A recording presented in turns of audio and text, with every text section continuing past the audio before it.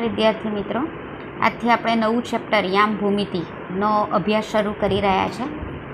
યામ ભૂમિતિ એ ગ્રાફ સંબંધિત પ્રકરણ છે. ઘણું સરળ પ્રકરણ છે. મોટાભાગે પરીક્ષામાં એમાંથી ખાલી જગ્યા એક વાક્યના ઉત્તર એ પ્રકારનું પૂછાય છે. આમાંથી કોઈ મોટા પ્રશ્નો તમને પૂછાવાની શક્યતા ઓછી છે. એટલે ઘણું સરળ ચેપ્ટર છે અને તમે એમાંથી ઓબ્જેક્ટિવમાં સારા એવા માર્ક લઈ શકો છો એવું આ પ્રકરણ છે.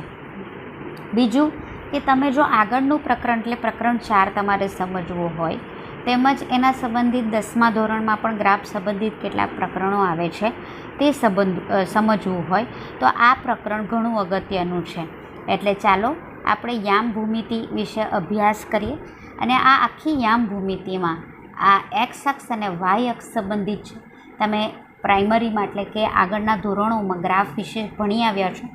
ફરી પાછું એની સમજૂતી આપણે મેળવીશું. એક્સ અક્ષ શું છે, એમાં કયા બિંદુઓનું નિરૂપણ આવે વગેરે આખા ગ્રાફનું બહુ શાંતિથી હું તમને સમજાવીશ. આખું પ્રકરણ તમે સમજો. નાનું પ્રકરણ છે એટલે એક સેશનમાં પૂરા થવાની શક્યતા છે, એટલે તમે સરળતાથી સમજી શકો. હવે પહેલો તો પ્રશ્ન એ ઉદ્ભવે કે શું યામ ભૂમિતિનો આપણે રોજિંદા જીવનમાં ઉપયોગ કરી શકીએ ખરો? તો એ પ્રશ્નનો જવાબ છે હા. ઇનફેક્ટ આપણે કરીએ જ છીએ, પણ આપણને ખબર નથી કે આપણે યામ ભૂમિતિનો ઉપયોગ કરી રહ્યા છે. જે એક્સ અક્ષ અને વાય અક્ષ વિશે તમને મેં જે સમજૂતી આપી, તો આપણે જે એક્સ અક્ષ આપણે રોજિંદા જીવનમાં કેવી રીતે ઉપયોગ કરી શકીએ તે સમજાવું છું. અને આપણે ઉપયોગ કરીએ જ છીએ. તમને જે એક્સ અક્ષ અને વાય અક્ષ આગળ તમને બતાવ્યા હતા, તે એક્સ અક્ષ અને વાય અક્ષ કંઈક આ પ્રમાણેના હતા, બરાબર. એક આડી રેખા હતી અને એક ઊભી રેખા હતી. એટલે કંઈક એ પ્રમાણેના આપણા એક્સ અક્ષ અને વાય અક્ષ હતા. હવે રોજિંદા જીવનમાં આપણે કેવી રીતે ઉપયોગ કરી શકીએ એનો? તો ધારો કે રોજિંદા જીવનમાં આપણે હવે એનો કેવી રીતે ઉપયોગ કરી શકીએ? તો ધારો કે તમને કોઈ રસ્તો આપણે કોઈ વખત પૂછીએ છીએ, બરાબર, કે આપણે અહીં આવીને ભૂલી ગયા કે આપણે કઈ બાજુ જવાનું છે, આપણે જે ઘરે જવાનું છે કઈ બાજુ આવ્યો. તો આપણે કોઈને પૂછીએ છીએ તો એમ કહેશે કે તમે અહીંથી ઉપર આ સાઈડ પર જાઓ, કે તમને કહેશે આ બાજુ જાઓ, કે આ બાજુ જાઓ, અથવા તો આ બાજુ જાઓ. એવી રીતનું તમને વર્ણન કરશે, બરાબર. તો તમને એવું નથી લાગતું કે આ એક્સ અક્ષ અને વાય અક્ષ એટલે તમે કાં આમ જશો, કાં આમ જશો, કાં આમ જશો, અથવા તો આમ જશો? તો તમને એક્સ અક્ષ અને વાય અક્ષ જેવું નથી લાગતું? તો જ્યારે આપણે રહેણાંક વિસ્તારોમાં એટલે જ્યાં રહીએ છીએ અથવા તો કોઈ જગ્યા પર આપણે રસ્તો શોધી રહ્યા છે, તો ત્યારે તેને ઊભી રેખા અને આડી રેખાના સંદર્ભમાં એટલે આપણે યામ ભૂમિતિનો ઉપયોગ ઇનડાયરેક્ટલી એટલે અપ્રત્યક્ષ રીતે આપણે યામ ભૂમિતિનો ઉપયોગ કરીએ છીએ. એક ઉદાહરણ દ્વારા જોઈએ કે જો તમારા મિત્રનું ઘર, તમે તમારા ફ્રેન્ડના ઘરે પહેલી વાર જઈ રહ્યા છો અને એ તમારા મિત્રનું ઘર બીજી શેરીમાં, ત્રીજું ઘર હોય. તમે કોઈને રસ્તો પૂછ્યો અને કીધું અહીંથી બીજી શેરીમાં જાઓ ને ત્યાં ત્રીજું ઘર છે, તો તમે કેવી રીતે શોધશો? હવે મિત્રો, ધારો કે તમે તમારા ફ્રેન્ડને ત્યાં જઈ રહ્યા છો, એ જે સોસાયટીમાં રહે છે એનો નકશો કંઈ આ પ્રમાણે છે. તમારે એન્ટર અહીંથી કરવાનું છે, એટલે પૂર્વ દિશામાંથી તમે એન્ટર કરશો. તમને જે એડ્રેસ પૂછ્યું છે તેમણે એવું કીધું છે કે તમારા મિત્રનું ઘર બીજી શેરીમાં ત્રીજું છે, બરાબર. તમે ચાલતા ચાલતા જાઓ છો. હવે બીજી શેરીમાં ત્રીજું ઘર એટલે અહીં જ્યારે પૂર્વ દિશામાંથી તમે જાઓ છો, ત્યારે પૂર્વ દિશામાંથી પશ્ચિમ દિશામાં તમે જઈ રહ્યા છો, ત્યારે આ તમારું શેરી નંબર 1, આ 2, આ 3, 4 અને 5 આ રીતે શેરીઓ પડે છે કે જ્યાં તમારી ફ્રેન્ડનું સોસાયટી આવેલી છે, એનું ઘર આવેલું છે. હવે તમને એવું કીધું કે બીજી શેરીમાં પૂર્વ દિશામાંથી તમારે જવાનું છે, એટલે તમારે એન્ટર આ દિશામાં થવાનું છે, બરાબર. અને તમે નીકળશો આ રીતે પશ્ચિમ દિશામાં બહાર નીકળવાનું છે. તો તમને એવું કીધું છે કે પૂર્વ દિશામાં એન્ટર થઈ બીજી શેરીમાં ત્રીજું ઘર, તો આ શેરી નંબર 1 છે, બરાબર. આ જે શેરી નંબર 1 છે, આ શેરી નંબર 2, એટલે તમે અહીંયા આવી ગયા. પહેલું તો શેરી શોધવાનું, એટલે શેરી નંબર 2માં આવી ગયા. ત્રીજું ઘર એટલે તમારું મિત્ર ક્યાં રહેતો હશે? અહીં રહેતો હશે. સમજાઈ ગયું? હવે ધારો કે તમને એમ કે અન્ય એક મિત્ર તમારો એ જ સોસાયટીમાં ત્રીજી શેરીમાં તેનું બીજું ઘર છે. જો આ મિત્ર તમારો જે છે એમાં બીજી શેરીને ત્રીજું ઘર છે, બરાબર. અને બીજો જે મિત્ર છે તમારો, તો એ બીજો મિત્રનું ઘર જે છે ત્રીજી શેરીમાં બીજું છે તો શું બંને સરખું જ છે? બંને મિત્રો એક જ ઘરમાં રહે છે? જોઈ લઈએ. બીજી શેરીમાં ત્રીજું ઘર, એટલે આ થયું, એટલે એક મિત્રનું મળી ગયું. પછી શું કહે છે? ત્રીજી શેરીમાં બીજું ઘર. તો ત્રીજી શેરી એટલે કઈ થાય? આ તમારી ત્રીજી શેરી થાય. એમાં બીજું ઘર એટલે બીજો મિત્ર તમારો રહેતો હશે અહીંયા. તો એનો અર્થ એમ થયો કે બીજી શેરીને ત્રીજું ઘર અને ત્રીજી શેરીને બીજું ઘર એ બંને એક સરખું નથી, અલગ અલગ છે. બરાબર. અન્ય એક ઉદાહરણ તમે રોજિંદા જીવનમાં તમે જોયું હશે. ધારો કે થિયેટરમાં તમે પિક્ચર જોવા જાઓ છો. બરાબર. તમે જાઓ છો એટલે તમારું કુટુંબ જાય છે અને તમારું મિત્રનું કુટુંબ જાય છે. હવે તમે ટિકિટ લીધી, ટિકિટ લઈને તમે થિયેટરમાં દાખલ થયા અને તમે ને તમારા મિત્રની જે ટિકિટનો જે એક નંબર છે, તમારા મિત્રને એવું કહે છે કે આ ચોથી હરોળ છે, ચોથી લાઈન છે, આ પાંચમી હરોળ છે, પાંચમી લાઈન છે. તો તમે જ્યારે પહેલાં ટિકિટ બતાવો છો અને તમને દિશા બતાવે છે, તમને ખ્યાલ હશે, તો એ એવું કહે છે કે જાઓ તમે આ ચોથી લાઈનમાં બીજા નંબર પર બેસી જાઓ. આ પહેલો નંબર છે અને આ બીજો નંબર છે. બરાબર છે. આ ચોથી લાઈન છે અને આ બીજી, આ ત્રીજી. બરાબર. માફ કરશો, ચોથી ને પાંચમી અને આ પાંચમી લાઈન છે. ઓકે. હવે તમે જ્યારે ટિકિટ ચેકરને બતાવો છો, આ પહેલી લાઈન, આ બીજી લાઈન. ઓકે. તમને એવું કહે છે કે જાઓ તમે ચોથી હરોળમાં બીજા જગ્યા ઉપર બેસી જાઓ. બરાબર. આ પહેલું સ્થાન ને આ બીજું સ્થાન, એટલે તમે અહીં આવીને બેસી જશો. તમારો મિત્ર પહેલાં ટિકિટવાળાને બતાવે છે તો એ કહે છે કે જાઓ 2 નંબરની હરોળમાં ચોથી જગ્યા પર બેસી જાઓ. એટલે તમારો જે મિત્ર છે તે બીજી હરોળમાં, અહીંયા ત્રીજી લાઈન મેં બતાવી નથી, ખાલી માત્ર તમને સમજાવવા માટે કહી રહી છું, ચોથી જગ્યા પર એટલે અહીં બેસી જશે. બરાબર. એટલે જુઓ, તમારું જે સ્થાન હતું તે ચોથી હરોળમાં બીજું હતું ને તમારા મિત્રનું જે સ્થાન છે બીજી હરોળમાં ચોથી. તો તમને બંનેને શું એક જ સીટ મળી? એક સીટ નહીં મળે ને. એટલે ચોથું હરોળ અને બીજું સ્થાન એ અલગ છે ને બીજી હરોળ અને ચોથું સ્થાન એ પણ અલગ અલગ છે. હા મિત્રો, અન્ય એક જે આપણે રૂટીનમાં કેવી રીતે યામ ભૂમિતિનો ઉપયોગ કરીએ છીએ તેની સમજૂતી આપું. તો ધારો કે એક પાનું આપેલું છે, એ પાના ઉપર એક ટપકું આપેલું છે અને તમને એમ કહે છે કે આ કાગળના પાના ઉપર જે ટપકું છે તેનું સ્થાન તમે નક્કી કરીને બતાવો. હવે કેવી રીતે નક્કી કરશું? જો મિત્રો, કંઈ આ રીતનું કાગળ છે ને એના પર આ રીતે ટપકું આપ્યું છે, તમને એમ કહે છે કે એનું સ્થાન નક્કી કરો. હવે કેવી રીતે નક્કી કરશું આપણે? જો મિત્રો, આ રીતે નક્કી કરી શકાય. આ આડી ધાર છે અને આ ઊભી ધાર છે. બરાબર. તો અહીંથી આ આડી ધારમાંથી અંતર માપો અને આ ઊભી ધારમાંથી અંતર માપો. તો આ ઊભી ધાર છે ત્યાંથી આ ટપકું છે 5 સેન્ટીમીટર દૂર આવેલું છે અને જે આડી નીચેની ધાર છે ત્યાંથી આ ટપકું 4 સેન્ટીમીટર દૂર આવેલું છે. એવું માપી શકાય. તો અહીં જે આપણું, ધારો કે તમારે લખવું હોય તો કેવી રીતે લખી શકો કે આ જે ટપકું છે એ 4 અને 5 સેમી દૂર આવેલું છે. એટલે આડી ધારથી 4 સેન્ટીમીટર અને ઊભી ધારથી 5 સેન્ટીમીટર દૂર આવેલું છે તેવું કહી શકાય. અરે મિત્રો, આપણે તો જે વર્ગખંડમાં બેસીએ છીએ પાટલી ઉપર, એ પાટલી પણ યામ ભૂમિતિ જ બતાવે છે. તો તમે બધી પાટલીઓ છે તો એક આડી તમે રાખેલી હોય છે અને તમે જે બેઠા હો છો ઊભી લાઈનમાં બેઠેલા હો છો. એટલે આડી અને ઊભી લાઈન દ્વારા તમે તમારું સ્થાન તમારા વર્ગખંડમાં જે નક્કી કરો છો તે પણ યામ ભૂમિતિ જ છે. વર્ગખંડમાં જો તમારે તમારું સ્થાન નક્કી કરવું હોય ને મિત્રો, તો 2 બાબતો ધ્યાનમાં રાખવાનું. એક તો તમે કયા સ્તંભમાં, સ્તંભ એટલે ઊભી હરોળ, બરાબર, અને હારમાં એટલે આડી હરોળ, એમાં ક્યાં બેસો છો તે નક્કી કરવું પડે. તો તમે તમારું સ્થાન કહી શકો. જેમ આપણે પેલું ટપકાનું સ્થાન કીધું તે રીતે. ઉદાહરણ તરીકે, જો તમે 5મા સ્તંભ એટલે ઊભી લાઈન અને ત્રીજી હાર એટલે આડી લાઈનમાં બેસો છો તો તમારે દર્શાવવું હોય તો કેવી રીતે દર્શાવી શકો? 5, 3. એટલે 5 શું બતાવે છે? એ સ્તંભનો નંબર બતાવે છે, એટલે ઊભી લાઈનનો.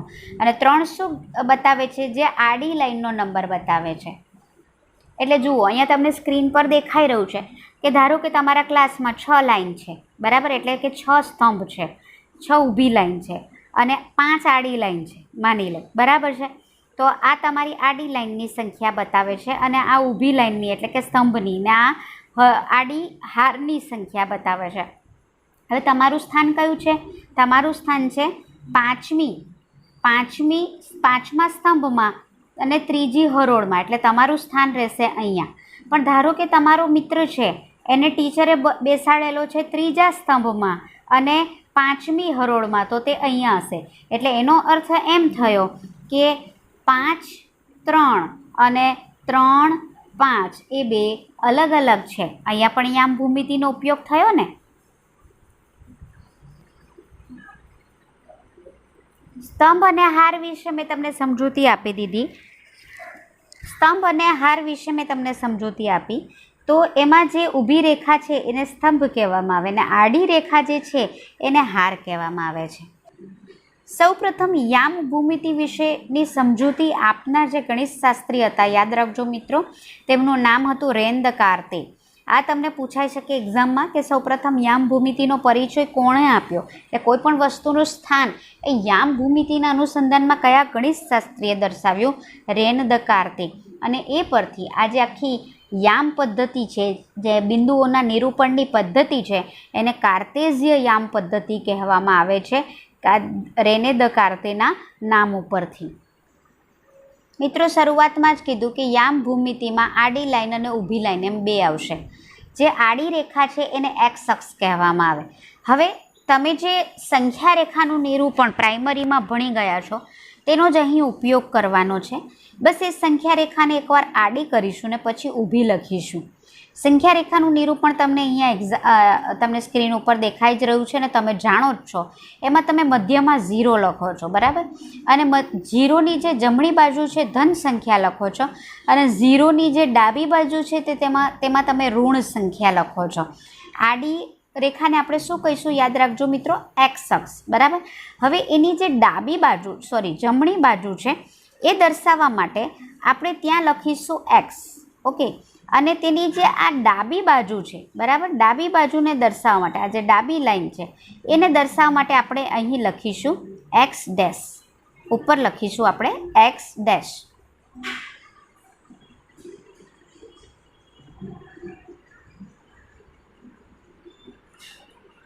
જો તમને સ્ક્રીન પર દેખાઈ રહ્યું છે, આપણે અહીં કહીશું એક્સ જમણી બાજુને અને ડાબી બાજુને કહીશું એક્સ ડેશ. આડી રેખાને આપણે કહીશું એક્સ અક્ષ. જે જમણી દિશા છે, જમણી બાજુની દિશા, એને કહીશું ધન એક્સ દિશા, અને જે ડાબી બાજુની દિશા છે એને આપણે કહીશું ઋણ એક્સ દિશા. તો હવે ઊભી લાઈનને શું કહીશું? ઊભી જે રેખા છે એને આપણે કહીશું વાય અક્ષ, બરાબર. વાય અક્ષમાં પણ સેમ સંખ્યા રેખાને મેં આડી હતી એના બદલે ઊભી કરી નાખી, તો તેની જે ઉપરની દિશા છે એમાં બધું લખીશું ધન સંખ્યાઓ લખીશું, અને એની જે નીચેની બાજુ છે, બરાબર, એને આપણે કહીશું ઋણ સંખ્યા આપણે દર્શાવીશું. વચ્ચે તો શૂન્ય જ આવે, વચ્ચે જે શૂન્ય છે એને આપણે કહીશું ઉગમ બિંદુ, કારણ કે ત્યાંથી જ સંખ્યા રેખાની શરૂઆત થાય છે. એટલે જે આ વાય દિશા છે એમાં ઉપરની દિશાને ધન દિશા અને નીચેની દિશાને આપણે ઋણ દિશા કહીશું, અથવા આપણે જેમ આગળ દર્શાવ્યું તે પ્રમાણે અહીં વાય અને નીચે આપણે વાય ડેશ એ રીતે આપણે દર્શાવીશું. હવે આ જે એક્સ અક્ષ અને વાય અક્ષ બંને જો એકબીજાને લંબ એટલે જ્યાં છેદે ત્યાં 90નો ખૂણો બને ને તો એને લંબ કહેવાય. ને એનાથી આખું જે સમતલ બને છે એને કાર્તેઝિયન, એટલે દ કાર્તેના નામ પરથી કાર્તેઝીય યામ સમતલ કહેવામાં આવે છે. અને બંને જ્યાં છેદે છે એ બિંદુને ઉગમ બિંદુ કહેવામાં આવે છે, બરાબર. તમને ખબર જ હતી કે એક્સ અક્ષ જે સંખ્યા રેખાનું નિરૂપણમાં તમને ખબર હતું વચ્ચે આવે 0, પછી એને ઊભું પણ કરી દો તો પણ વચ્ચે આવે 0. જો બંને એકબીજાને છેદે તો તમને કંઈક આ પ્રકારની આકૃતિ દેખાશે, બરાબર. બંને એકબીજાને છેદશે તે 0 આગળ છેદશે, જ્યાં 0 આગળ છેદે છે એને કહેવામાં આવે છે ઉગમ બિંદુ, બરાબર. એટલે એક્સ અક્ષ અને વાય અક્ષ એકબીજાને લંબ છેદે છે. તમે જોઈ શકો છો 90નો ખૂણો 4 ખૂણા 90ના બનાવે છે. આ જે આખું સમતલ બને છે એને કાર્તેઝીય યામ સમતલ કહેવામાં આવે છે. આ કાર્તેઝીય યામ સમતલ તમને કંઈક આકૃતિમાં આ રીતે બતાવશે. આ તમને તમારું ગ્રાફ પેપર છે, એ ગ્રાફ પેપરમાં તમારે આ રીતે બતાવવાનું છે. મધ્યમાં એક ઊભી લાઈન દોરવાની, તે તમારી વાય અક્ષ, અને મધ્યમાં જ આવી આડી લાઈન દોરશો એને એક્સ અક્ષ કહેવામાં આવે છે. તો સંખ્યા રેખા તમારું કંઈક આ પ્રમાણે દેખાશે. બંને એકબીજાને જ્યાં છેદે છે આને કહીશું આપણે ઉગમ બિંદુ. આ ધન એક્સ દિશા, આ ઋણ વાય દિશા, આ ધન વાય દિશા, આ ઋણ વાય દિશા, આ ધન આ બાજુ છે ધન એક્સ દિશા અને આ બાજુ છે તે ઋણ વાય દિશા થશે. અને તમારા ગ્રાફ પેપર પર કંઈક આવી રચના તૈયાર થશે. તેને આપણે કહીશું યામ સમતલ. મિત્રો આપણે ગ્રાફમાં જ્યાં દોર્યું એના પરથી તમે જોયું કે એક્સ અક્ષ અને વાય અક્ષ એકબીજાને જ્યાં છે તેને ઉગમ બિંદુ કીધું. અને જો તમે આ રીતે જે તમને બતાવ્યું કે ઊભી અને આડી રેખા દોરશો તો આખા ગ્રાફ પેપરના 4 ભાગ પડે છે. એટલે આખા યામ સમતલનું 4 ભાગમાં વિભાજન થાય. આ જે 4 ભાગ છે એને દરેક ભાગને એને ચરણ કહેવામાં આવે છે. તો ચાલો એના વિશે સમજીએ. જુઓ તમને સ્ક્રીન ઉપર દેખાઈ રહ્યું છે. તો આ વાય અક્ષ, આ તમારી આડી રેખા એટલે એક્સ અક્ષ છે. અહીં એક ભાગ પડ્યો, દરેકને અલગ કલરથી બતાવેલા છે. તો પહેલો જે આ કેસરી ભાગ છે એને પ્રથમ ચરણ કહીશું. આ જે તમને પીળા ભાગથી બતાવી રહ્યો છે તેને આપણે દ્વિતીય ચરણ કહીશું. જે ગ્રીન ભાગ છે તેને તૃતીય ચરણ કહીશું. અને અહીં આપણે એને ચતુર્થ ચરણ કહીશું. હવે મિત્રો આ જે પ્રથમ ચરણ છે એટલે આટલો ભાગ બન્યો. આ એની બાઉન્ડ્રી છે. તો આ બાઉન્ડ્રી પર અહીંયા કેવી સંખ્યા આવશે, ધન કે ઋણ? તમે જાણો છો આ ધન વાય દિશા છે એટલે અહીંયા ધન સંખ્યા આવશે. તેવી રીતે ઉગમ બિંદુની જમણી બાજુ એક્સ અક્ષ પરની દિશા છે એટલે અહીંયા પણ ધન સંખ્યા આવશે. એટલે પ્રથમ ચરણ શેનાથી બન્યું? ધન વાય અને એક્સનું પણ ધન એક્સ અને ધન વાયથી બન્યું. બરાબર. હવે આ છે તમારું દ્વિતીય ચરણ. દ્વિતીય ચરણની બાઉન્ડ્રી કઈ આવશે? તો આ ઊભી લાઈન ને આ આડી લાઈન. તો તમે જાણો છો કે આ આડી લાઈનમાં ડાબી બાજુ પર ઋણ સંખ્યાઓ આવશે. તો એ જે ઋણ સંખ્યાઓ છે એટલે આ જે દ્વિતીય ચરણ છે એક્સ અક્ષની ઋણ સંખ્યા ને વાય અક્ષની ધન સંખ્યાથી બન્યું. બરાબર. આ તૃતીય ચરણ, તો એની બાઉન્ડ્રી આ રહી. તો એ પણ તમે જોઈ શકો છો આ જે છે એક્સની ઋણ દિશા ને આ વાયની ઋણ દિશા કહેવાશે. એટલે એક્સની ઋણ દિશા અને વાયની ઋણ દિશાથી તૃતીય ચરણ બન્યું. ચતુર્થ ચરણ જોઈ લઈએ તો તે એક્સની ધન દિશા અને વાયની ઋણ દિશાથી બન્યું છે. કંઈક આ રીતે તમને દેખાશે. તમે જોઈ શકો છો કે અહીં આ જે એક્સની ધન દિશા છે બરાબર અને વાયની પણ ધન દિશા છે. અહીં વાયની ધન તો એક્સની ઋણ દિશા છે. અહીં બંનેની ઋણ દિશા છે. અહીં એક્સની ધન અને વાયની ઋણ દિશા છે. હવે તમને આજે ચરણની સમજૂતી આપી એમાં તમે જોયું હશે કે ચરણ જે છે ઘડિયાળના કાંટાની વિરુદ્ધ દિશામાં આવે. એટલે પ્રથમ ચરણ, પછી દ્વિતીય, પછી તૃતીય, પછી ચતુર્થ. એટલે આ ઘડિયાળના કાંટાની દિશા આમ આવે. બરાબર. જ્યારે આપણે ઘડિયાળની કાંટાની વિરુદ્ધ દિશામાં પ્રથમ, દ્વિતીય, તૃતીય અને ચતુર્થ ચરણ એમ નામ આપ્યું છે. આ જે કોઠો યાદ રાખશો તો તમને પ્રથમ, દ્વિતીય, તૃતીય અને ચતુર્થ ચરણમાં એક્સ અને વાયની કઈ દિશા આવે તે અહીંયા તમને બતાવેલું છે. કે જે પ્રથમ ચરણ છે એમાં ધન બરાબર, પછી આમાં ઋણ ધન, તૃતીય ચરણમાં બંને ઋણ અને ચતુર્થ ચરણમાં ધન ઋણ. બહુ સહેલું છે મિત્રો. પ્રથમ અને તૃતીય યાદ રાખજો. પ્રથમમાં ધન, તૃતીયમાં ઋણ. બરાબર. દ્વિતીયમાં પહેલું આવશે ઋણ ધન અને ધન ઋણ. બરાબર. તો ઇઝી છે યાદ રાખવું. આ તમારે યાદ રાખવું પડશે કારણ કે આના આધારિત તમને પ્રશ્નો પૂછાઈ શકે. મિત્રો અત્યાર સુધી આપણે જે ભણ્યા ને એ આધારિત તમને સ્વાધ્યાય 3.1 સમજાઈ જાય એવું છે. તો સ્વાધ્યાય 3.1નો અહીં દાખલો કરાવી રહી છું. એમાં પહેલો દાખલો જુઓ અને આ તમારે તમારી નોટબુકમાં લખવાનું છે. સ્વાધ્યાય 3.1ના આ તમને 2 પ્રશ્નો આપેલા છે જે સમજાવું છું. એના જવાબ પણ તમને અહીં સ્ક્રીન પર દેખાઈ રહ્યા છે. બીજી કોઈ વ્યક્તિને તમારા અભ્યાસ ટેબલ પરના ટેબલ લેમ્પનું સ્થાન કેવી રીતે વર્ણવશો? જેમ કે તમને મેં એક કાગળમાં એક ટપકું દોરેલું અને એ ટપકુંનું સ્થાન કેવી રીતે નક્કી કરવું એ સમજાવ્યું ને. એ જ પદ્ધતિથી આપણે ધારો કે આપણે એક ટેબલ ઉપર અભ્યાસ કરી રહ્યા છે, ભણી રહ્યા છે અને એના ઉપર એક ટેબલ લેમ્પ રાખેલો છે ને તમારે અન્ય વ્યક્તિને કેવું છે કે તમારા ટેબલ ઉપર ટેબલ લેમ્પ ક્યાં રાખેલો છે, તો તમે કેવી રીતે સમજાવશો એ અહીં લખવાનું છે. તો શું કરવાનું? પહેલાં તો તે વ્યક્તિને સમજાવવાનું કે મારું અભ્યાસ ટેબલ એ કાર્તેઝીય યામ એટલે આડી રેખાને ઊભી રેખા એવી રીતે ધારો કે કાર્તેઝીય યામનું પહેલું ચરણ છે. આપણે 4 ચરણ જોયા ને, તો બધા ચરણ નથી લેવાના. ધારો કે એમાં કારણ કે ટેબલ હોય, ધારો કે આ તમને આ પેજ સ્ક્રીન પર દેખાઈ રહ્યું છે તમારું ટેબલ છે, તો ટેબલમાં શું થશે, ઊભી ધાર આવશે અને આડી ધાર આવશે, બે જ ધાર આવે ને, બરાબર. તો એનો અર્થ એમ થયો કે આ એક ચરણ થયું. જુઓ, તમારું એક ચરણ એ તમારું ચોરસ બને છે, એટલે અહીં તમે ચોરસ અથવા તો લંબચોરસ સ્વરૂપે તમારું પહેલું કોઈ પણ ચરણ બને. 4 ચરણમાંથી 4 ચરણને તમે આકૃતિથી ધ્યાનમાં જોશો તો તે ચોરસ કે લંબચોરસ બનાવે છે. મતલબ આપણું ટેબલ શું થયું, કોઈ પણ એક ચરણ હશે. તો ધારો કે એ પહેલું ચરણ છે, આપણું ટેબલ એ કાર્તેઝીય યામનું પહેલું ચરણ છે. કારણ કે આપણે જ્યારે કોઈ પણ વસ્તુનું અંતર માપીશું તો તે ધનમાં જ માપીશું ને, આપણે ઋણમાં થોડી માપવાના જ્યારે ફૂટપટ્ટીથી માપીએ ત્યારે. એટલે આપણે પહેલું ચરણ લઈશું, કારણ કે પહેલા ચરણમાં એક્સની દિશા પણ ધન આવે ને વાયની દિશા પણ ધન આવે. પ્રથમ ચરણ છે જેમાં મારી નજીક હોય તે ધાર, એટલે આડી જે ધાર છે તેને હું એક્સ ધાર કહીશ અને ઊભી જે ધાર છે તેને હું વાય ધાર કહીશ. એટલે જુઓ, એક્સ અક્ષની ધન દિશા અને મારા ડાબા હાથની તરફ જે ધાર આવેલી છે તેને હું શું કહીશ, વાય અક્ષ કહીશ અને વાય ધન દિશા તરીકે લઈશ. હવે હું મારી નજીકની ધારથી ટેબલનું અંતર માપીશ. ધારો કે હું ટેબલનો જે લેમ્પ છે તે ધારો કે તમારી પાસે અહીં આવેલો છે, બરાબર. તો સૌપ્રથમ તો હું શું કરીશ કે અહીંથી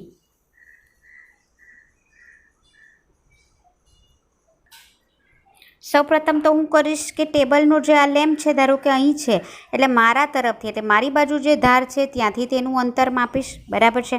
તો ધારો કે એ જે અંતર છે તે છે, એટલે કે આ જે અંતર છે એને હું વાય સેન્ટીમીટર તરીકે કહી દઉં. અને પછી જે આ ઊભી ધાર છે, આ જે તમારા ડાબા હાથ તરફ જે ઊભી ધાર છે ત્યાંથી આ ટેબલનું અંતર કેટલું છે તે માપીશ. ધારો કે તે વાય સેન્ટીમીટર જેટલું છે. સોરી, આને આપણે વાય કીધું તો આને આપણે કહી દઈશું કે તે એક્સ સેન્ટીમીટર જેટલું છે. એટલે આ માપને હું કહી દઈશ એક્સ સેન્ટીમીટર જેટલું છે, બરાબર. તો મારે દર્શાવવું હોય તો કેવી રીતે દર્શાવીશ, વાય એક્સ. વાય શું બતાવે છે, આડી ધારથી અંતર, અને એક્સ શું બતાવે છે, ઊભી ધારથી અંતર. એટલે તમારા ટેબલ પર લેમ્પનું સ્થાન ક્યાં છે તે તમે સરળતાથી બતાવી શકીશો.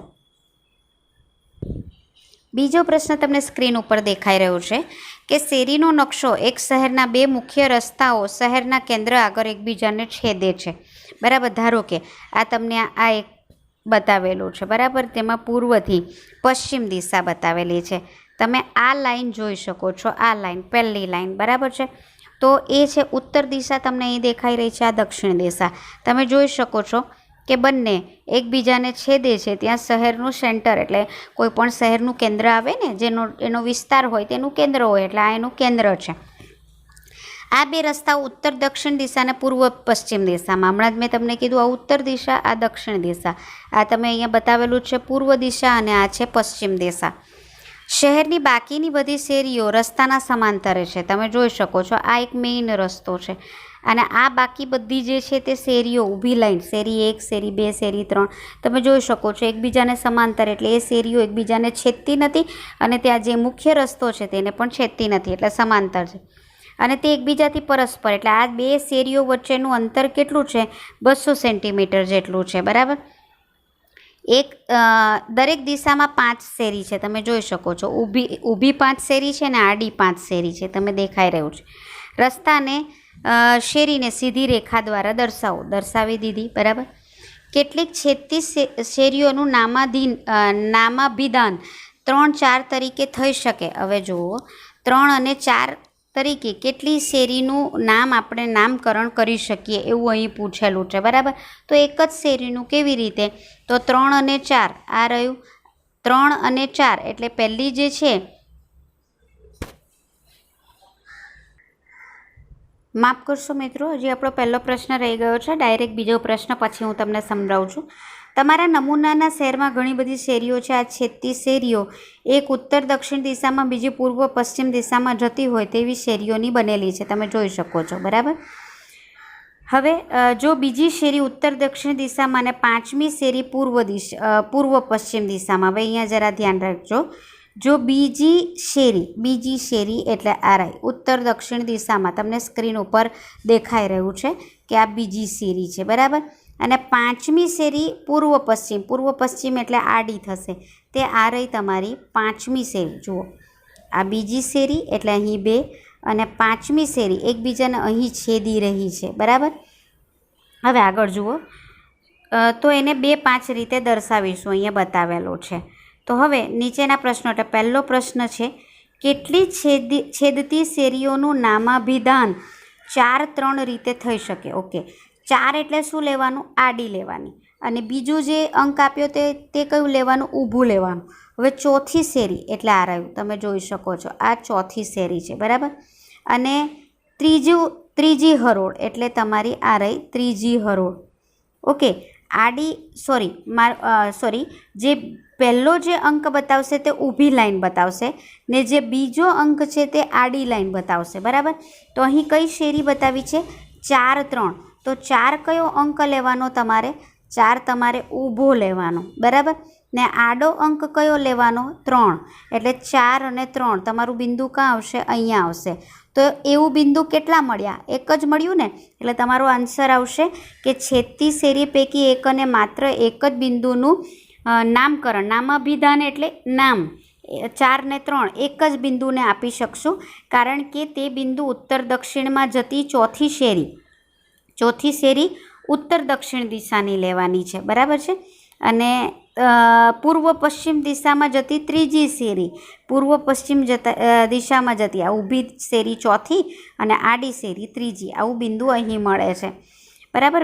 માટે એક જ બિંદુનું નામકરણ કરી શકીશું. હવે બીજો પ્રશ્ન એમાં જુઓ, કેટલી છેદતી શેરીનું નામકરણ અથવા નામાભિધાન 3, 4 કરી શકો? 3 શું લેવાનું છે? ઊભું, આ રહ્યું 3, બરાબર, તમને સ્ક્રીન પર દેખાઈ રહ્યું છે. 4 શું લેવાનું છે? આડું, એટલે પૂર્વ પશ્ચિમ દિશાનું અહીં બિંદુ આવ્યું. કેટલા બિંદુ મળ્યા મિત્રો? આગળની જેમ જ એક જ બિંદુ મળ્યું. તમે જુઓ, 4, 3 અને 3, 4 બે અલગ અલગ છે, એટલે એનો આન્સર અહીં તમને નીચે આપ્યો છે. છેદતી શેરી પૈકી માત્ર એક જ બિંદુનું નામકરણ આપણે 3, 4 કરી શકીશું, કારણ કે 3 જે છે તે ઉત્તર દક્ષિણ દિશામાં જાય છે એટલે એક જ શેરી છે, અને 4 એ પૂર્વ પશ્ચિમ દિશામાં જાય છે એ પણ એક જ શેરી છે, અને બંને એક જ બિંદુએ છેદે છે. હવે મિત્રો, આપણે જે એક્સ અક્ષ અને વાય અક્ષ પછી 4 ચરણ જોયા, હવે એમાં આપણે આ બિંદુઓનું નિરૂપણ કેવી રીતે કરી શકીએ? કારણ કે અત્યાર સુધી જે જોયું હોય તો સામાન્ય જે ફૂટપટ્ટીથી દોરી શકાય, અત્યાર સુધી તમને જે બતાવ્યું ને શેરી, એ તમારે માત્ર નોટબુકમાં કરવાનો છે પ્રશ્ન મિત્રો, યાદ રાખજો. અને તે અત્યારે જે સ્વાધ્યાય 3.1 છે એ આખું સ્વાધ્યાય તમારી ગણિતની નોટબુકમાં કરવાનું છે. તેમાં જે તમારે શેરીઓ દોરવાની છે એ પણ ફૂટપટ્ટીથી પેન્સિલથી દોરવાની છે, જે તમને સ્ક્રીન ઉપર દેખાઈ હતી, બરાબર. પણ હવે જે હું તમને કરાવી રહી છું તે હવે આપણે ગ્રાફ પેપરમાં દોરીશું, કારણ કે ગ્રાફ પેપરમાં જ આપણે 4 ચરણ બતાવીશું, એક્સ અક્ષ અને વાય અક્ષ બતાવીશું. હવે એમાં આ બિંદુઓનું નિરૂપણ કેવી રીતે થઈ શકે, તો ચાલો તે જોઈએ. ગ્રાફ પેપરમાં તેનું નિરૂપણ કેવી રીતે થાય તો તે જુઓ. પહેલાં એક આવી રીતે મધ્યમાંથી આશરે મધ્ય ગણવાની, લીટી ગણવાની બેસવાની મિત્રો, એક ઊભી લાઈન દોરવાની, અને તે જ રીતે તમારે અહીં એક આડી લાઈન દોરવાની. આડી એક્સ અક્ષ તમે જાણો છો, અને ઊભી જે રેખા છે એને આપણે કહીએ છીએ વાય અક્ષ, બરાબર. બંને જે એકબીજાને છેદે છે, તમે અહીં જોઈ શકો છો એકબીજાને છેદે છે, એને આપણે નામ આપીએ છીએ ઉગમ બિંદુ, બરાબર. હવે અહીં તમારે ધારો કે દોરવાનું જે છે તે જોઈએ, તો કયું બિંદુ તમારે દોરવાનું હતું? હવે મિત્રો, સૌપ્રથમ તો તમારે શું કરવાનું? આ તમે જાણો છો એક્સ અક્ષની ધન દિશા, આ એક્સ અક્ષની ઋણ દિશા, એટલે આ જેટલી ડાર્ક લીટી દેખાય છે ને, આ ડાર્ક લીટી, એ દરેક ડાર્ક લીટી પર અહીં પહેલાં 1 લખવાનું, અહીં 2 લખવાનું. યાદ રાખજો, ડાર્ક લીટી પર જ એક્ઝેક્ટ આવવું જોઈએ. અહીં 2 લખવાનું, એટલે પહેલી લીટી અહીંથી જ્યારથી ઊભી લીટી ચાલુ થતું હોય ત્યાંથી લખવાનું શરૂઆત કરવાનું, જેટલા અંક આવતા હોય તેટલા લખવાના, બરાબર. તેવી રીતે અહીં આ પહેલી ડાર્ક લીટી ઊભી જુઓ, તેમાં આપણે લખશું ઋણ 1, કારણ કે તે એક્સ અક્ષની ઋણ દિશા છે. આ ઋણ 2, આ ઋણ 3, આ ઋણ 4, આ ઋણ 5, આ ઋણ 6, બરાબર.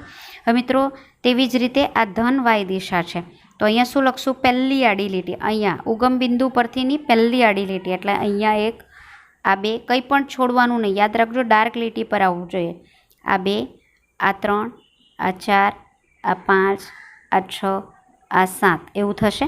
ત્યાર પછી આ ઋણ વાય દિશા છે, તો અહીં પહેલી આડી લીટી, આ ઉગમ બિંદુ પરથી પહેલી ડાર્ક આડી લીટી, અહીંયા શું લખશું? -1, -2, -3, -4 જેટલી પણ આડી લાઈન છે, બરાબર। તમારું કંઈક આ રીતે નજર આવશે। સ્ક્રીન નાની છે મિત્રો, એટલે તમને એક્ઝેક્ટલી નથી દેખાઈ શકતી, પણ તમે જોઈ શકો છો આ 1, આ 2, બરાબર એક્ઝેક્ટ એના ઉપર જ આવવું જોઈએ, આ 4, આ 5, તેવી રીતે અહીંયા -1, -2, -3, તેવી રીતે અહીંયા -1, -2, -3 અહીંયા નથી લખી શકતી, પણ મેં આડી લાઈન દ્વારા દર્શાવ્યું છે, બરાબર। આ તમારું -1 થશે, આ -2 થશે, આ -3 થશે, આ -4 થશે, બરાબર। એટલે તમને સમજાઈ ગયું હશે। મિત્રો સ્ક્રીન નાની છે મારી પાસે, એટલે હું જે બિંદુનું નિરૂપણ છે એ તમને સ્ક્રીન ઉપર ગણીને બતાવીશ કે કેવી રીતે। હું આંકડા નહીં લખીશ, હા તમારે આંકડા લખવાના છે મિત્રો, પણ આવી રીતે ગ્રાફ પેપર પર આ જ રીતે દોરી અને તમારે આંકડા લખવાના છે। પણ મારી પાસે અહીં સ્ક્રીન નાની હોવાથી હું તમને આંકડા લખીને નહીં બતાવું, ડાયરેક્ટ ગણીને બતાવીશ। કારણ કે જેમ કે આ તમને એક બિંદુ કીધું હોય તો તમારે એક્સ અક્ષ પર 1 એટલે અહીંયા લેવાનું, એક્સ અક્ષ પર 2 એટલે આ ગણવાનું, બરાબર। તો હવે કયા બિંદુનું નિરૂપણ છે તે આપણે જોઈએ। હવે જુઓ મિત્રો, અહીં તમને કયા બિંદુનું નિરૂપણ છે તે તમે જોઈ લો। તો તમે 0થી પહેલાં તો આડી લાઈન ગણો, 1, 2, 3, 4, 5 એટલે આ બિંદુ કયું છે? P। એક્સ અક્ષ પર એટલે કે આડી લાઈન પર કયું બિંદુ બતાવે છે? તે 5। અને વાય અક્ષ પર કયું બતાવે છે? -5, હા યાદ રાખજો। વાય અક્ષ પર કયું બતાવે છે? 1, 2, 3, 4, 5 ને 6 એટલે વાય અક્ષ પર કયું બિંદુ બતાવશે? 6। તો P બિંદુના યામ કયા? તો તે થશે 5 અને 6। એમાં યાદ રાખજો, પહેલું જે છે તે એક્સ અક્ષ પર લેવાનું અને બીજું જે બિંદુ છે તે તમારે લેવાનું છે વાય અક્ષ પર, બરાબર। અને આ કયું ચરણ છે? યાદ આવ્યું મિત્રો? આ યાદ છે, આ જે છે તે પહેલું ચરણ છે। એટલે જો કોઈ પણ બિંદુના નિરૂપણમાં પહેલો જે યામ એટલે એક્સ અક્ષનો યામ પણ ધન હોય ને વાય અક્ષનો યામ પણ ધન હોય તો તે કયા ચરણમાં આવે? પહેલા ચરણમાં આવે। હવે જુઓ મિત્રો, અહીં જે છે તે તમે જોઈ શકો છો, મેં બધું નથી લખ્યું, મેં તમને કીધું આગળ સ્ક્રીન નાની છે એટલે તમે અહીં એક પોઈન્ટ મૂકેલો છે, આ છે બિંદુ ક્યુ। તો ક્યુ પરથી પહેલાં તમારે શું કરવાનું? એક આમ ઊભી રેખા દોરવાની એક્સ અક્ષ પર એટલે લંબ દોરવાનું અને વાય અક્ષ પર એક લંબપાત દોરવાનો આ રીતે, બરાબર તમે જોઈ શકો છો। હવે એના યામ નક્કી કરવાના। પહેલાં જ્યારે શરૂઆતમાં તમે શીખશો ત્યારે આ લાઈન લંબપાત દોરવાની જરૂર પડશે, પછી તો તમે ડાયરેક્ટ લંબપાત દોર્યા વગર પણ કરી શકશો। તો જોઈએ, આ લંબપાત અહીંયા એક્સ અક્ષ પર ક્યાં આવે છે? આ છે 1, આ છે 2, આ 3, 4, 5, 6, 7, 8, 8 ઉપર આવશે। પણ કેવા 8? આ એક્સ અક્ષની કેવી દિશા છે? ઋણ દિશા। તો 8 કેવા હશે? ઋણ હશે। વાય અક્ષ પર ક્યાં આવે છે? જોઈએ, અહીં આવે। તો અહીં માટે આપણે શું કરશું? આ વાય અક્ષની પહેલી લાઈન 2, 3, 4, 5 ને 6, વાય અક્ષ પર 6 લાઈન પર આવે છે એટલે એનો અંક આ ક્યુનું જે ક્યુને સંગત સંખ્યા થશે વાય અક્ષની તે 6 આવશે। પણ આ જે નીચેની દિશા છે એ વાય અક્ષની કઈ દિશા દર્શાવે છે? ઋણ દિશા, એટલે આ થશે ઋણ 6, આ રહ્યો ઋણ 6। માટે ક્યુને સંગત બિંદુ કયા આવશે? -8 અને -6। હવે આ -8 અને -6 એ કયા ચરણનો નિર્દેશ કરે છે? બરાબર, આ પહેલું ચરણ, આ બીજું ચરણ, આ ત્રીજું ચરણ ને આ ચોથું ચરણ। તો કયા ચરણમાં આવ્યું? ત્રીજું ચરણ। મેં તમને કીધેલું બંને ધન હોય બિંદુઓ તો તે એક્સ અક્ષમાં આવે, એક્સ અક્ષમાં। એક્સ અક્ષને સંગત પણ ધન અને વાય સંગત પ્રથમ ચરણમાં આવે। એક્સ અક્ષને સંગત પણ ધન અને વાય અક્ષને સંગત પણ ધન, તો તે આવે પ્રથમ ચરણમાં। એક્સ અક્ષને સંગત પણ ઋણ અને વાય અક્ષને સંગત પણ સંખ્યા ઋણ હોય તો તે આવે તૃતીય ચરણમાં। યાદ છે ને મિત્રો? એટલે આ છે તૃતીય ચરણમાં। હવે તમને આગળનું જે બિંદુ બતાવ્યું છે એ છે આર। હવે આરને સંગત સંખ્યા આપણે શોધવી હોય તો કઈ? પહેલાં તો એક્સ અક્ષ પર આવી રીતે લંબપાત દોરો, વાય અક્ષ પર આવી રીતે લંબપાત દોરો। એક્સ અક્ષ પર ગણીએ 1, 2, 3, 4, 5, 6, 7, 8, 9। આ એક્સ અક્ષની કઈ દિશા છે? ધન। તો 9નું સંકેત કયો આવશે? ધન 9 આવશે. વાય અક્ષ પર જોઈએ, અહીંથી ગણીએ 1 2, આ બે કેવા આવશે? આ વાયની દિશા ઋણ છે એટલે બેની સંખ્યા કેવી આવશે? માઇનસ. તો આરને સંગત સંખ્યા કઈ આવે? 9 અને -2. આ કયું ચરણ છે? યાદ આવ્યું મિત્રો? આ છે ચોથું. એટલે ચોથા ચરણમાં એક્સ અક્ષને સંગત હોય ધન સંખ્યા અને વાય અક્ષને સંગત હોય ઋણ સંખ્યા. યાદ રાખજો, પહેલું એક્સ અક્ષને સંગત અને બીજું વાય અક્ષને સંગત સંખ્યા હોય. હવે ધારો કે મિત્રો તમને અહીં કોઈ બિંદુ આપેલું છે અને એ બિંદુને સંગત તમારે કંઈક શોધવું છે, તો તમે કેવી રીતે એ બિંદુને સંગત તમારે જે યામ છે તે કયા છે તે શોધવા છે. તો કેવી રીતે શોધશો? તો ચાલો જોઈએ. તો ધારો કે એ બિંદુ છે આપણું અહીંયા તમે કીધું ને, બરાબર. તો હવે પહેલાં શું કરશું? એક્સ અક્ષ પર આવી રીતે લંબ દોરી દઈશું, બરાબર. તમારે ફૂટપટ્ટીથી દોરવું મિત્રો. પછી વાય અક્ષ પર આવી રીતે લંબપાત દોરી દઈશું. એક્સ અક્ષ પર જોઈએ આપણે આ 1 2 3 અને 4 ઉપર આ લંબપાત આવે છે એટલે એક્સ અક્ષને સંગત હશે 4. પણ કેવા 4? ધન 4 કે ઋણ 4? આ દિશા એક્સ અક્ષની કઈ દિશા છે? ઋણ દિશા, એટલે 4ને આપણે કહીશું માઇનસ. વાય અક્ષ પર જોઈએ તે અહીં લંબપાત આવે છે. અહીં કયું બિંદુ છે? 1 2. યાદ રાખજો, ગણતરી ઉગમ બિંદુથી જ કરવાની. એટલે 1 2 3 4 અને આવે છે 5. આ વાય અક્ષની કેવી દિશા કહેવાશે? ધન કે ઋણ? તે કહેવાશે ધન. માટે 5ને સંગત કેવું સંખ્યા આવશે? ધન. આ છે આપણું બીજું ચરણ. મતલબ જો એક્સને સંગત ઋણ યામ હોય અને વાયને સંગત ધન યામ હોય તો તે બીજા ચરણમાં આવે, જે મેં તમને સમજાવેલું. હવે ખ્યાલ આવી ગયો તમને? જો મિત્રો સ્ક્રીન ઉપર એવું જ તમને બીજું ઉદાહરણ દેખાઈ રહ્યું છે, જે 3 અને 4 છે. તેને કેવી રીતે બતાવ્યું? તો 3 ઉપરથી આવી રીતે લંબ દોર્યો, 4 પરથી લંબ દોર્યો, જ્યાં છેદે ત્યાં 3 અને 4 બતાવેલું છે. પહેલાં મેં દોરેલું અને પછી યામ શોધ્યા. હવે યામ આપેલા છે ને ક્યાં આવે તે આપણે લખવાનું છે. પછી એમ કે છે -7 અને 1 દોરો. તો -7 ક્યાં છે? -7 આ રહ્યા. કારણ કે પહેલું તો એક્સ અક્ષ પર જ શોધવાનું, બીજું ક્યાં શોધવાનું? વાય અક્ષ પર. તો ધન વાય છે, તો ધન વાય ક્યાં આવે? અહીંયા. એટલે અહીંથી આડી રેખા દોરો, અહીંથી ઊભી રેખા દોરો, જ્યાં છેદે ત્યાં આપણું આવશે 7 અને -7 અને 1. ધારો કે તમને એવું કીધું છે કે ભાઈ તમે દોરો 2 અને -1. તો પહેલું ક્યાં શોધવાનું? એક્સ અક્ષ પર. તો એક્સ અક્ષ પર 2 ક્યાં છે? આ રહ્યા, બરાબર. ત્યાર પછી બીજું ક્યાં શોધવાનું? વાય અક્ષ પર. તો વાય અક્ષ પર 1 ક્યાં છે? તો આ રહ્યા, બરાબર. તો અહીંથી તમે આમ લાઈન દોરો, અહીંથી આમ લાઈન દોરો, બંને એકબીજાને અહીં જ છેદશે એટલે તમારું ત્યાં શું આવશે? 2 - 1. સમજાયું કેવી રીતે યામ લેવાના? ધારો કે મિત્રો તમને ગ્રાફ પેપર પર આ રીતે તમારે આ બિંદુઓ દર્શાવવા છે, તો તમે કેવી રીતે દર્શાવશો? તો ચાલો તે જોઈએ. સૌપ્રથમ તો જે આપણે બિંદુઓ દર્શાવવા છે તેને રીતે કોર્નર પર કરી દેવાનું. તમારે આ રીતે ઊભીને આડી રેખા દોરી દેવાની. અહીં મિત્રો મેં નથી યામ બતાવેલા, પણ તમને યાદ છે ને મેં તમને કીધું છે તે પ્રમાણે તમારે અહીં 1 2 એવી રીતે સળંગ નંબર લખી જવાના. આ બાજુ ધન આવશે, ફરી બાજુ કહી દઉં છું, ઊભામાં પણ ધન આવશે. એટલે અહીં 1 2 3 4 5 6 એવી રીતે જેટલી બી સંખ્યા બધી ડાર્ક લાઇન પર લખવાની. હંમેશા યાદ રાખવાનું આ જે વચ્ચે લાઇટ લાઇન છે તમારી આવવી જોઈએ નહીં. તમારે ગ્રાફ પોથી વસાવવાની.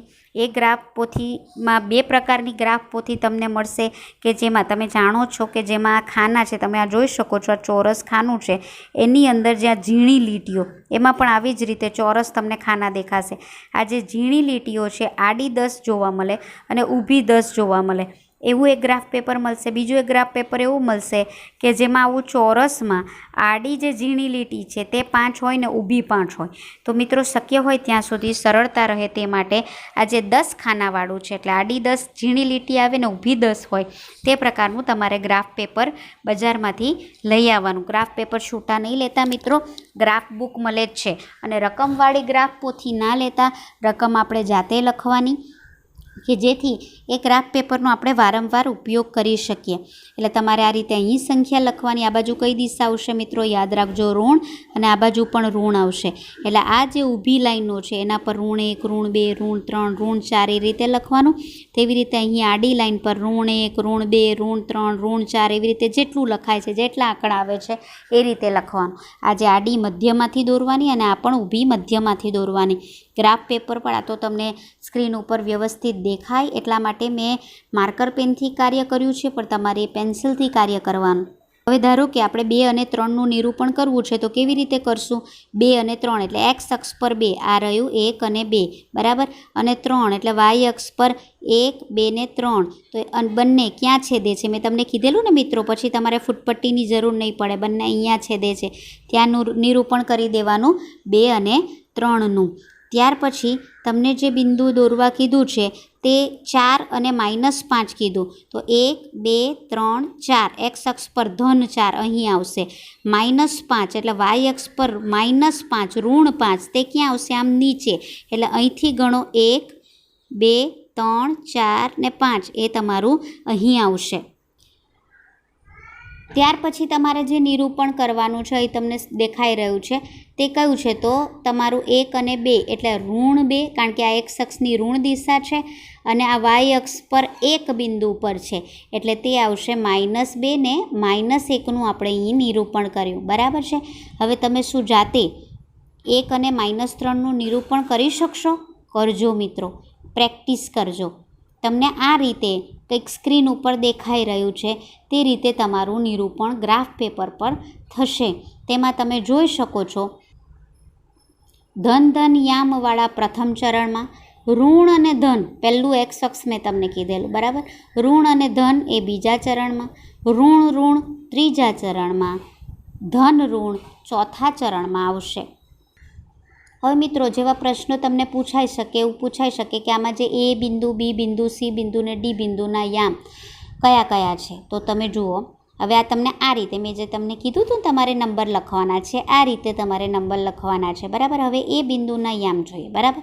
પહેલું મેં તમને કીધેલું એક્સ અક્ષ પર જોવાનું, તો જુઓ એ બિંદુમાં એક્સ અક્ષ પર તમને ક્યાં દેખાઈ રહ્યું છે? 3 ઉપર. કેવા 3 છે? ધન 3. અને એ બિંદુમાં આડું જુઓ, આડું પહેલાં ઊભું જોવાનું પછી આડું જોવાનું, બરાબર. તો આ જે આડું છે ક્યાં વાય અક્ષ પર દેખાઈ રહ્યું છે? 4 પર. કેવા છે? ધન કે ઋણ? તો તે છે ધન. તો એના યામ કયા થશે? પહેલું લખવાનું એક્સ અક્ષનું જ, યાદ રાખજો મિત્રો. એટલે એ બિંદુના જે યામ થશે તે થશે 3 અને 4. પહેલું એક્સ અક્ષ પછી જ વાય અક્ષ લખવાનું. ત્યાર પછી આગળ જોઈએ બી બિંદુના યામ. પહેલું શું કરવાનું? ઊભી લાઈન. ઊભી લાઈન એટલે કયું આવે છે? -1. પછી આડી લાઈન જુઓ કયા આવે છે? 2 ઉપર. તો બીના યામ કયા થશે મિત્રો? તો તે થશે -1 અને 2. છે ને ઇઝી, આવડવા માંડ્યું ને. ત્યાર પછી સીના યામ જુઓ. પહેલાં ઊભું જુઓ તે કયું છે? -3. આડું જુઓ, આડું તો કયા છે? -4 પર. બિંદુ પરથી આડી લાઈન જુઓ તમે, કયું છે? -4 ઉપર. તો સીના યામ કયા થશે? તો સીના યામ થશે -3 અને -4.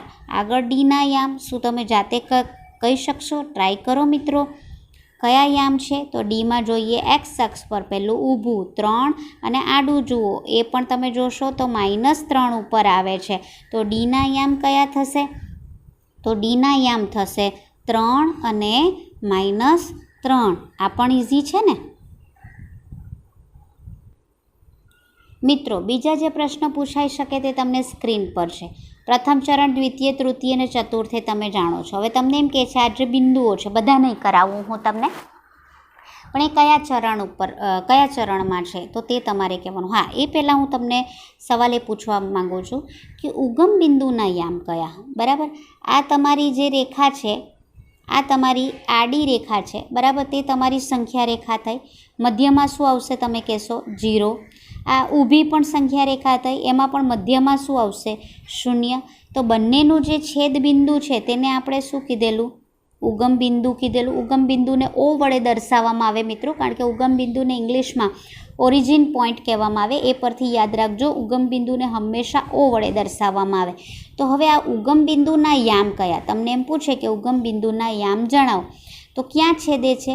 એક્સ અક્ષ પર ક્યાં છેદે છે? ઓ, જ્યાં ઓ બિંદુ નામ આપ્યું, આ જે બિંદુ છે એક્સ અક્ષ પર ક્યાં છેદે? શૂન્ય પર. વાય અક્ષ પર ક્યાં છેદે? વાય અક્ષ પર તે ક્યાં છેદે છે? તો એ પણ છેદે છે શૂન્ય પર. તો ઉગમ બિંદુને ના યામ કયા? શૂન્ય શૂન્ય. એક્સ અક્ષ પર શૂન્ય અને વાય અક્ષ પર પણ શૂન્ય. એને શેના વડે દર્શાવવામાં આવે છે? ઓ વડે દર્શાવવામાં આવે છે. તો ચાલો હવે આપણો પ્રશ્ન જોઈએ. પહેલો છે 7 4. તો 7 4, 7 એટલે એક્સ અક્ષ પર, ધન એક્સ દિશા, તો આ રહી. -4, -4 વાય અક્ષની દિશા, તો માઇનસ એટલે નીચે જોવાનું, આ રહ્યું. કયા ચરણમાં આવ્યો? ચતુર્થ ચરણમાં. બરાબર. હવે જે સમજાવું છું એ ચરણની રીતે પણ અગત્યનું છે અને કેવી રીતે દર્શાવવું. હવે બીજું જે મિત્રો છે તે ચરણની રીતે પણ અગત્યનું છે અને બિંદુ કેવી રીતે દર્શાવવું તેની રીતે પણ જરૂરી છે. તો હવે જુઓ, -2 ને 0 ને કેવી રીતે દર્શાવવું. બરાબર. તો આ તમારું માની લો ગ્રાફ પેપર છે, તમે અંકો દર્શાવી દીધા છે. પહેલો અંક કયો બતાવશે? એક્સ અક્ષ, ને બીજો અંક કયો બતાવશે? વાય અક્ષ. ઓકે, તો ચાલો શરૂ કરીએ. તો જુઓ, -2 એક્સ અક્ષ પર ક્યાં આવે છે? આ રહ્યો. બરાબર. અને 0 વાય અક્ષ પર, 0 તો અહીંયા જ આવશે, એક્સ અક્ષ હોય કે વાય અક્ષ હોય. બરાબર. તો તમે અહીંથી લાઈન દોરશો ને 2ની લાઈન, તો 2 ઉપર જ આવશે ને, એટલે યાદ રાખજો તે અહીં આવશે. એટલે -2નું નિરૂપણ તમારું ક્યાં આવશે? -2 એક્સ અક્ષ પર જ આવશે. બરાબર. તે બિંદુ ક્યાં આવશે? એક્સ અક્ષ પર જ. ત્યાર પછી અન્ય એક બિંદુ તમને અહીં દેખાઈ રહ્યું છે 0.5. બરાબર. હું જે દર્શાવું છું તે આ બતાવું છું 0.5. તો 0 પહેલું જોવાનું 0. તો 0 ક્યાં આવેલું છે? એક્સ અક્ષ પર. તો આ રહ્યું એક્સ અક્ષ પર 0 અહીં આવેલું છે. બરાબર. આ બતાવી રહી છું ડાર્ક કરીને. બીજું 5 ક્યાં છે? તો વાય અક્ષ પર 5. તો વાય અક્ષ પર -5 એટલે ક્યાં આવશે? આમ ઉપરની તરફ આવશે. તો એ બિંદુને તમારે ક્યાં બતાવવાનું? 5 ઉપર. તો એ બિંદુ આવ્યું કઈ અક્ષ ઉપર? વાય અક્ષ પર. યાદ રાખજો. બરાબર. તો તમે જુઓ, આ બિંદુ ક્યાં આવેલું? એક્સ અક્ષ પર. તો જ્યારે એક્સ અક્ષ પર બિંદુ આવ્યું ત્યારે એનો કયો યામ 0 હતો? યાદ રાખજો, વાય યામ. બરાબર. તેવી જ રીતે જ્યારે આ બિંદુ ક્યાં આવ્યું? તો એ બિંદુ તમે જોઈ શકો છો વાય અક્ષ પર આવ્યો. તો તેનો કયો યામ 0 હતો? શૂન્ય. કયો યામ શૂન્ય હતો? એક્સ યામ શૂન્ય હતો. એટલે એક્સ અક્ષ પર તે શૂન્ય આવતું હતું. એટલે જો કોઈ બિંદુને આપણે મૂકતા તે એક્સ અક્ષ પર આવે તો તેનો વાય યામ 0 હોય, ને વાય અક્ષ પર આવે તો તેનો એક્સ યામ 0 હોય. ફરી પાછા વધારે ઉદાહરણ દ્વારા સમજીએ. ધારો કે આ શૂન્યવાળું છે. બરાબર. તો એમાં પહેલું જોઈએ શૂન્ય. શૂન્ય ક્યાં આવ્યું? તમને ખબર જ છે, ઉગમ બિંદુ અહીં આવેલ છે. -1 કોને સંગત જોવાનું? વાય અક્ષને સંગત. તો ક્યાં આવે? નીચે આવે. એટલે બિંદુનું નિરૂપણ ક્યાં આવશે? અહીં આવશે. તો કઈ લાઈન ઉપર આવ્યું? વાયની લાઈન ઉપર આવ્યું ને, એટલે વાય અક્ષ પર આવ્યું. તો વાય અક્ષ પર જ્યારે આવ્યું ત્યારે તેનો કયો યામ 0 હતો? એક્સ યામ 0 હતો. બરાબર. હજી નેક્સ્ટ ઉદાહરણ જોઈએ. આ રહ્યું. તો અહીંયા તમે જોઈ શકો છો એક્સ પર 6 છે. એક્સ ઉપર 6 એટલે આ રહ્યા. બરાબર. અને વાય ઉપર 0 એટલે આ રહ્યા. એટલે તમારે 0 તો મતલબ આડી રેખા આવશે ને, એટલે તમારે ક્યાં બતાવવાનું? આ 6 ઉપર જ બતાવવાનું. તો કઈ લાઈન ઉપર આવ્યું તમે જોઈ શકો છો? કઈ અક્ષ પર આવ્યું? એક્સ અક્ષ પર આવ્યું. ધન એક્સ અક્ષ પર આવ્યો. ત્યારે તેનો કયો યામ શૂન્ય હતો? વાય યામ શૂન્ય હતો. યાદ રાખજો, પહેલો યામ એક્સ યામ કહેવાય, બીજો યામ એ વાય યામ કહેવાય. ઓકે. તો ફરી પાછું આપણે ચરણ તરફ જોઈએ. તો ધારો કે તમને એમ કીધું કે -2 ને 0. તો -2 ને 0. તો પહેલો કયો યામ છે? એક્સ યામ. કયો યામ 0 છે? વાય યામ 0. જો વાય યામ 0 હોય તો બિંદુ ક્યાં આવશે? એક્સ અક્ષ પર આવશે. યાદ રાખજો, ઊંધું યાદ રાખવાનું. વાય યામ 0 તો બિંદુ એક્સ અક્ષ પર આવશે. એક્સ યામ 0 તો બિંદુ વાય યામ પર આવશે. બરાબર છે. એટલે આ કયા ચરણમાં આવશે? કોઈ ચરણમાં નહીં આવે. એ તમારું આવશે એક્સ અક્ષ પર. 2 ને 5 જુઓ, 2 5, -2 ને -5. આ -2 એટલે એક્સ અક્ષ પર જુઓ -2 આ રહ્યું, -2. અને -5 વાય અક્ષ પર જુઓ આ રહ્યું. પહેલી ઊભી લાઈન દોરવાની, આ ઊભી લાઈન. બરાબર. હવે એને દોરવું હોય તો કેવી રીતે દોરશો? તો તે જોઈએ. કયું છે? 2 અને 5. બરાબર. આ રહ્યું 2 અને આ રહ્યું 5. બંને એકબીજાને અહીંયા છેદે એટલે આપણે લખીએ 2 અને 5. કયા ચરણમાં આવ્યું? પ્રથમ ચરણમાં આવ્યું. ત્યાર પછી 0.5 કયો યામ 0 છે? એક્સ યામ 0 છે, તો બિંદુ ક્યાં આવશે? એનાથી ઊંધું એટલે વાય અક્ષ પર આવશે. -3 એક્સમાં પણ -3 અને વાયમાં પણ -3. પહેલી ઊભી લાઈન જુઓ, ઊભી લાઈનમાં -3 આ રહ્યો અને આડી લાઈનમાં -3, તો તે નીચે આવશે આ રહ્યો. બરાબર, તો કયા ચરણમાં આવશે? તૃતીય ચરણમાં. 0 - 1 કયો યામ 0 છે? એક્સ યામ 0 છે, તો કયા અક્ષ પર આવશે? એનાથી ઊંધું એટલે વાય અક્ષ પર આવશે. 6 તો કયો યામ 0 છે? વાય યામ 0 છે, તો કયા બિંદુ ઉપર આવશે? કયા અક્ષ પર આવશે? એનાથી ઊંધું એક્સ અક્ષ પર આવશે. 4 - 2 શોધો 4 - 2 4 ધન અક્ષ પર એટલે ધન એક્સ અક્ષ પર એટલે અહીં આવશે આમ, ને -2 એટલે ઋણ વાય, આ વાય અક્ષ પર જોવાનું, પહેલું એક્સ અક્ષ પર જોવાનું. -2 નીચે આવો, કયા ચરણમાં આવશે? ચતુર્થ ચરણમાં. સમજ પડી મિત્રો?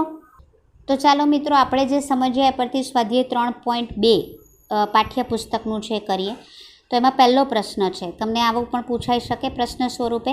યામ સમતલમાં કોઈપણ બિંદુ દર્શાવવામાં ઉપયોગમાં લેવાતી સમક્ષિતિજ એટલે આડી ને શિરોલંબ એટલે ઊભી રેખાને શું નામ આવે? તો સમક્ષિતિજ એટલે આડી રેખાને આપણે શું કીધું? એક્સ અક્ષ, ને શિરોલંબ એટલે ઊભી રેખાને આપણે શું કીધું? વાય અક્ષ. આ બે રેખાઓથી બનતા સમતલના દરેક ભાગનું નામ શું છે? તો આ બે રેખાઓથી જે સમતલ બને છે તેને કહેવાય પ્રથમ ચરણ, દ્વિતીય ચરણ, તૃતીય ચરણ ને ચતુર્થ ચરણ. આ બે રેખાઓ જ્યાં છેદે તે બિંદુનું નામ લખો. શું કહેવાય? બંને એકબીજાને જ્યાં છેદે છે તેને શું કહેવામાં આવે છે? ઉગમ બિંદુ કહેવામાં આવે છે. એટલે આનું નામ શું આવશે? ઉગમ બિંદુ. યામ સમતલમાં કોઈપણ બિંદુ દર્શાવવામાં લેવામાં આવતી સમક્ષિતિજ રેખાનું નામ એક્સ અક્ષ, અને એટલે એના જે જવાબ છે તે અહીં તમને નીચે આપેલા છે, અને ઉગમ બિંદુ કહેવાય. ઉગમ બિંદુના યામ કયા આવશે? 0 0. બરાબર. હવે તમને આ એક આકૃતિ બતાવી છે. ઓકે, હવે તમને એના જવાબ પણ તમને સ્ક્રીન ઉપર હું બતાવીશ, પણ એ પહેલાં આપણને આ બધાના યામ શોધવા કીધેલા છે. ઠીક છે, તો ચાલો શરૂ કરીએ. તો પહેલામાં પહેલું હું દરેક ચરણથી જ લેતી જાઉં છું. સપોઝ આ ડી છે, બરાબર, તો ડીનું પહેલાં એક્સ જુઓ, તો એક્સ પર કયું આવે છે? 6, અને વાય ઉપર કયું આવે છે? 2. બંનેનો સંજ્ઞા કઈ છે? ધન, એટલે ડીના યામ થશે 6 2. યાદ રાખજો, ફરી કહું છું, પહેલાં એક્સ અક્ષના યામ જ લખવાના. બી બિંદુ પર આવો, તો બી બિંદુમાં એક્સ પર જુઓ કયા છે? -5, અને વાય ઉપર જુઓ કયું છે? 2, ધન 2. તો આના યામ કયા થશે? -5 અને 2. અહીંયા નીચે આવો, એચ બિંદુને જુઓ, પહેલાં એક્સ અક્ષ પર જુઓ તો આ રહ્યું -5, વાય અક્ષ પર જુઓ -3, તો એચના યામ કયા આવશે? -5 -3. ફરી પાછું ઈ બિંદુ પર આવો, ઈ બિંદુ પર, તો તમે જોઈ શકો છો એક્સના યામ, આ એમ બિંદુ અલગ છે મિત્રો, એ પછી સમજાવું છું. એ ક્યાં આવે છે? તમે જોઈ શકો છો -3 પર, અને અહીં ક્યાં આવે છે? -5 પર, તો ઈના યામ થશે -3 -5. એમના યામ પૂછે તો એમ બિંદુ અહીં જ બતાવેલું છે, અહીં, એને આમ નહીં જોતા, કારણ કે તમે જુઓ ઈ બિંદુ અહીંયા છે, બરાબર. જેમ કે તમને બતાવું હું તમને, તો ઈ બિંદુ જે છે તે અહીં ટપકું દોરેલું છે, તો તમે દોરો, પણ અહીંયા એમનું ટપકું તો અહીંયા જ છે, અહીંયા જ, બરાબર, એટલે અહીં જ કરેલું છે, એટલે -3 પર જ છે. તો એના યામ હમણાં જ હું તમને કીધું, એક્સ અક્ષ પર -3 છે, ને વાય અક્ષ પર આમ આડી રેખા દોરશો તો ક્યાં આવશે? 0 પર, એટલે એના વાય યામ 0 હશે. સમજાયું ને મિત્રો? ત્યાર પછી એમ થઈ ગયું, ઈ થઈ ગયું. હવે આગળ આવો આ ચરણમાં, તો આ ચરણમાં તમે જોઈ શકો છો, પહેલાં જી લઈએ માની લો, તો જી બિંદુમાં એક્સ અક્ષ પર જુઓ ક્યાં આવે છે? 2 ઉપર, વાય પર ક્યાં આવે છે? -4 પર, તો જીના યામ થશે +2 અને -4, એટલે 2 4. કયું ચરણ છે મિત્રો? આ ચોથું ચરણ, એટલે તમને ચરણ પૂછે તો આવડશે ને હવે. ત્યાર પછી તમને સીના યામ પૂછે માની લો, તો સી ક્યાં આવી રહ્યું છે? તમે જુઓ, તો સી બિંદુ જે છે તે એક્સ અક્ષ પર જુઓ -5, અને વાય અક્ષ પર જુઓ -5, એટલે એના યામ થશે 5 -5. કયા ચરણમાં આવે છે? ચોથું ચરણ. ડી બિંદુ કયા ચરણમાં છે? પહેલા ચરણમાં. એમ બિંદુ કયા ચરણમાં છે? કોઈ ચરણમાં નહીં, એક્સ અક્ષ પર છે, યાદ રાખજો. ત્યાર પછી તમને અહીં એક બિંદુ બીજું દેખાઈ રહ્યું છે, તે જુઓ એલ બિંદુ છે, એલ બિંદુ. તો એલ બિંદુ કયા ચરણમાં છે? પહેલા, બીજા, ત્રીજા? નહીં, કોઈ પણ ચરણમાં નહીં, તે વાય અક્ષ પર છે. હવે તે અહીં છે મિત્રો, બરાબર. તો અહીંયા એ બિંદુના યામ કયા થશે? કઈ અક્ષ પર છે? વાય અક્ષ પર. વાય અક્ષ પર કઈ જગ્યા પર છે? 5 ઉપર. એટલે કોઈ પણ અક્ષ પર હોય, વાય પર છે તો એક્સ યામ એનો 0 લખી જ દેવાનો. આ જે જવાબ છે એના તમને આ સ્ક્રીન ઉપર દેખાઈ રહ્યા છે. જે તમને પ્રશ્નો પૂછેલા એના સ્ક્રીન ઉપર તમને જવાબ દેખાઈ રહ્યા છે. તો મિત્રો આશા રાખું છું સમગ્ર પ્રકરણ, અહીં પ્રકરણ પણ આખું પૂરું થાય છે. ઘણું નાનું પ્રકરણ હતું ને ઘણું સહેલું પ્રકરણ હતું. તો આશા રાખું છું કે તમને આખા પ્રકરણમાં સમજાયું હશે. ગ્રાફમાં દોરી પ્રેક્ટિસ કરજો, કારણ કે તો જ તમને આગળનું પ્રકરણ સમજાશે, એ વગર નહીં સમજાય. એટલે બિંદુનું નિરૂપણ તમને આવડવું ખૂબ જરૂરી છે. તો આશા રાખું છું તમને સમજાયું હશે. ગ્રાફ બુક લાવી અને એમાં તમે પ્રેક્ટિસ કરશો. સ્વાધ્યાય 3.1 છે તે તમારે નોટબુકમાં કરવાનું છે, અને સ્વાધ્યાય 3.2 જે છે તે તમારે ગ્રાફ બુકમાં કરવાનું છે. જેમાં જે પ્રશ્ન 2 છે તે તમારે ગ્રાફ બુકમાં પોતે દોરીને કરવાનો છે. પ્રશ્ન 1 જે છે તે તમારે નોટબુકમાં કરવાનો છે, એ યાદ રાખજો. ફરી બોલું છું, સ્વાધ્યાય 3.2નો પ્રશ્ન 1 નોટબુકમાં, પ્રશ્ન 2 જે છે તેનું તમારે બિંદુનું ગ્રાફમાં નિરૂપણ કરવાનું, ને પછી પ્રશ્નોના જવાબ આપવાના છે. ફરી પાછા નવા પ્રકરણ સાથે મળીશું.